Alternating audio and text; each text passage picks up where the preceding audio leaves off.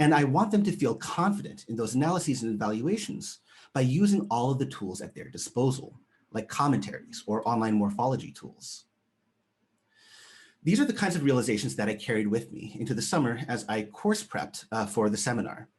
I wanted an assessment to fulfill my pedagogical objective, compare Roman constructions of gender and sexuality with our own modern notions, that did not place unnecessary stress on my students or require resources like library books or reliable technology to which they may not have had access.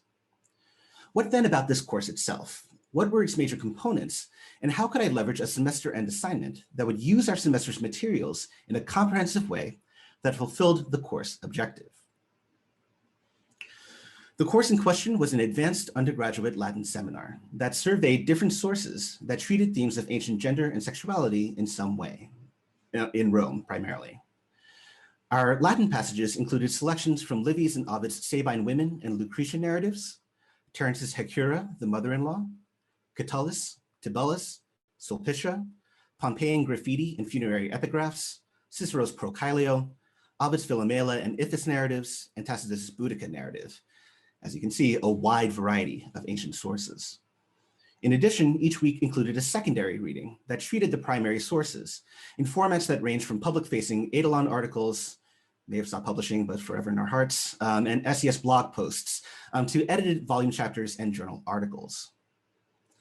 I knew that the wide variety of sources, differing authorial styles and genres, and plethora of stories and narratives would be a lot to keep track of.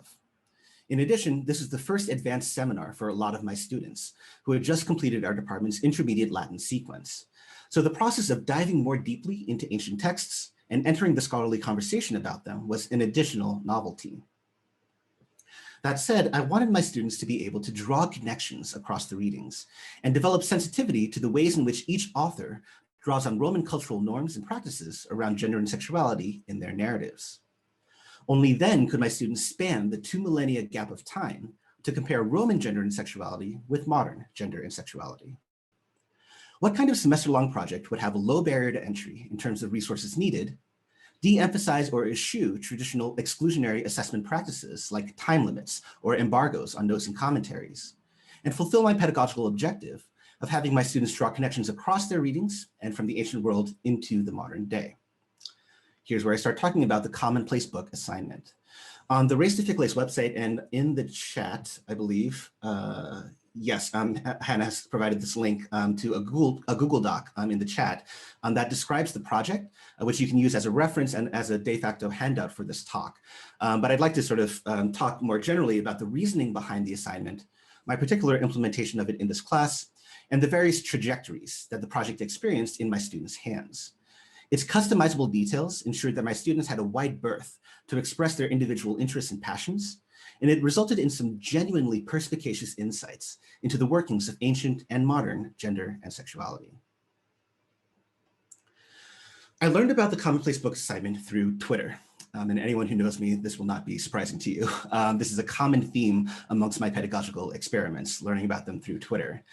Claire Bourne at Penn State University tweeted about her version of the project in an English course and generously shared her assignment prompts via Dropbox, which I studied and adapted in preparing my own version of the assignment.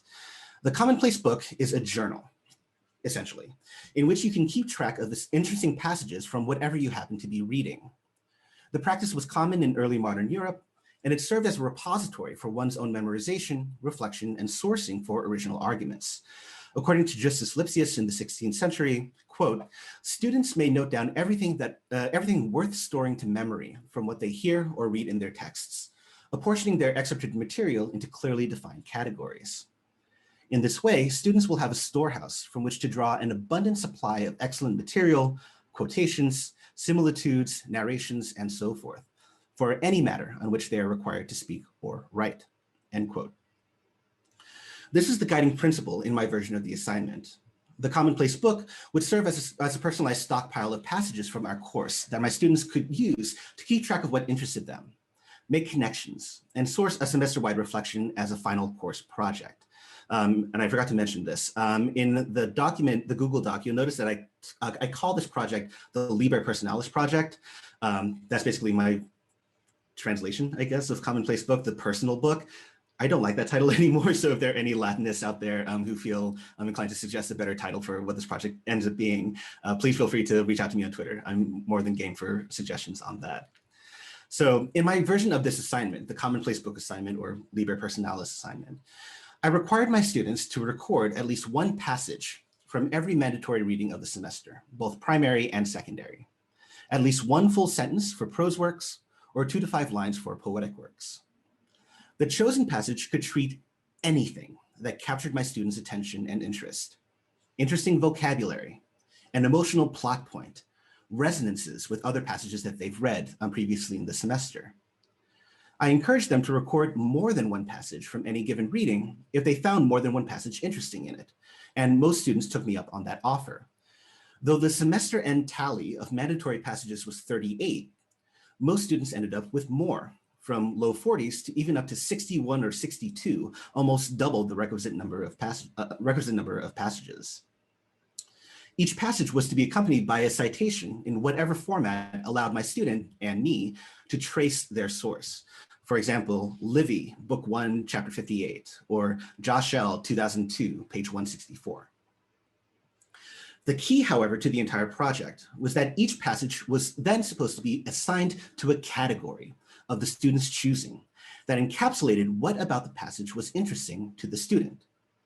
Categories could expand, change, be added, or subtracted as the semester wore on.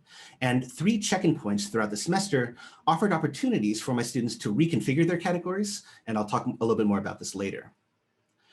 As my students were trying to think up categories based on their chosen passages, I instructed my students to avoid categories that were too broad, like original Latin, or gender, or secondary scholarship, and also to avoid categories that were defined too narrowly, for example, double datives that uphold the patriarchy, and to try to define capacious categories based on their first few entries that future entries could naturally then slot into.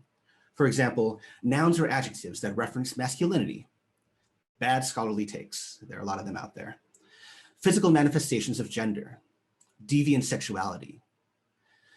These categories and the creation of them and the corralling of different entries within the same category encouraged my students to think beyond the boundaries of a single passage or a single reading to start making connections across our disparate sources. The actual medium of recording of the quote unquote book in question was up to the student, depending on the resources that they had available, either electronic, like a Google Doc, or physical, like a marble or spiral notebook. Most of my students opted for the latter, perhaps because of my suggestion to them that the physical act of transcription necessitates close and slow reading and provides an opportunity for the development of insights that a quick copy and paste or Control-C or Control-V would not have allowed. Also, the physical book would be a tangible memento from our course, a physical monument to the work that they had put in, the very presence of which would remind them of what they had learned. I did explicitly instruct those who opted for the electronic route to type out their entries letter by letter, rather than copying and pasting. That process at least approximates the analog act of writing out the passage with a pen or a pencil. So to sweeten the deal and to demonstrate some solidarity with my students, I actually kept my own commonplace book alongside them and made my own entries as the semester wore on. So this is the show and tell section of my presentation today with my commonplace book here. It's a moleskin in a lovely lilac color here that I put my name into. And at the very beginning of the semester, I started alongside my students in entering passages that I found interesting from our course readings. One of the first passages that I found really interesting came from Livy's Lucretia narrative, wherein Lucretia is speaking directly to her husband and the men in her life, challenging them to avenge the act of violence that she had experienced at the hands of Sextus Tarquinius, the son of the king of Rome at that time.